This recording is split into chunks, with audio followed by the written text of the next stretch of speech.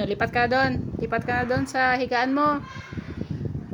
Hapon na hindi mo na mainit. Hindi mo na kailangan ng electric fan.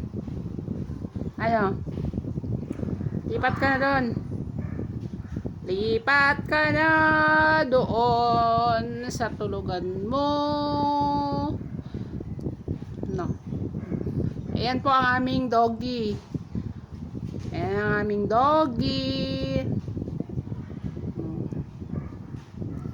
Ganyan siya, tapos ang paa niya, oh. Ang haba ng kuko niya at ang balahibo niya. Ayaw niya magpaputol ng kuko. Matapang yan. O, di ba? Ayan siya. Tingin ka.